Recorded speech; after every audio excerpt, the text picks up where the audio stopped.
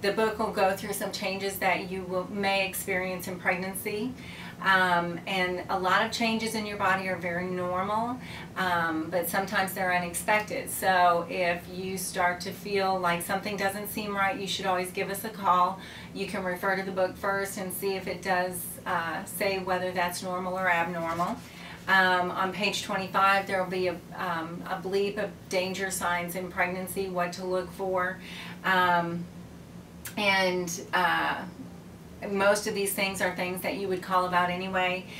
Bleeding from your nipples, rectum, bladder, or coughing up blood, vaginal bleeding, swelling of your hands or feet, dimness or blurring of vision, severe continuous headaches, abdominal pains that don't go away with heat. Although we don't use heat to your abdomen, but you could use heat to your back.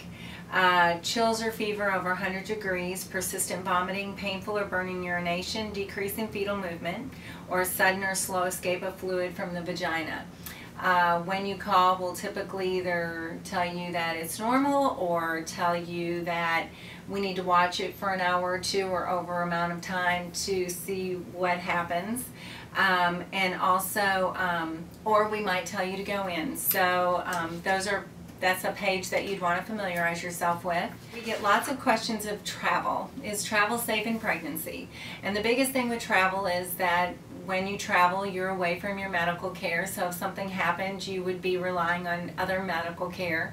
But typically the airlines will be okay with you flying up through 36 weeks. And then when you do travel via car or plane, you'd want to make sure that you're hydrating well. And if you're hydrating well, then you're getting up and using the bathroom, which is also important because we'd want you to change position frequently.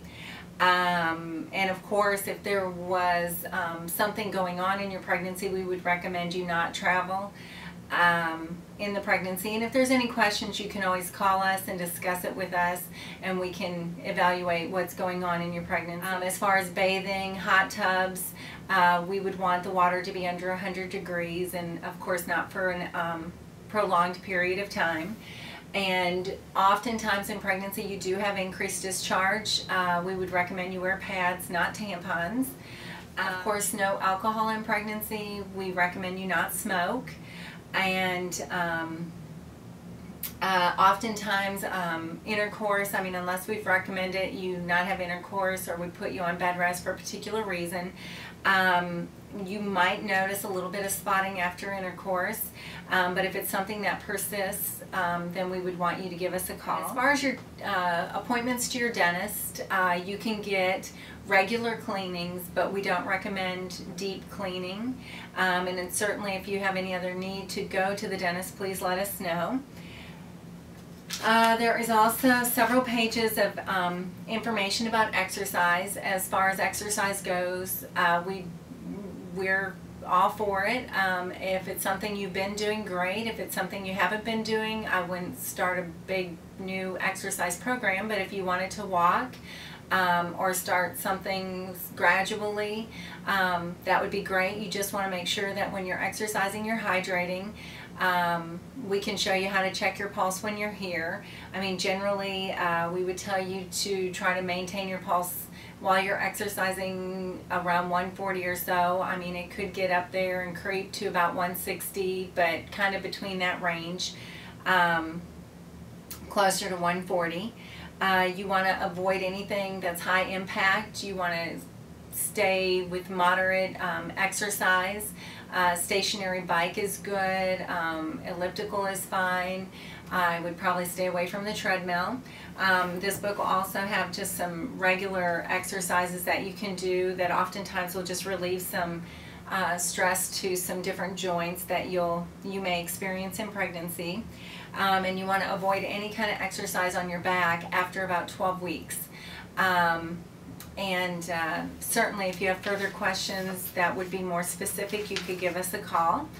And also we're going to give you information as you get further along, that if information about preterm labor that would be if you were to start contracting regularly before 37 weeks, we would certainly want to hear from you. Any increased pelvic pressure, low back pain, any kind of cramps that come and go with regularity 4 or more times an hour, any change in vaginal discharge, that sort of thing, we would want to hear from you. Certainly, if you have any questions, we're available Monday through Friday, like I said, 8:30 to 5 p.m. and there is always someone on call for emergencies after hours or on weekends. And we look forward to being part of your pregnancy.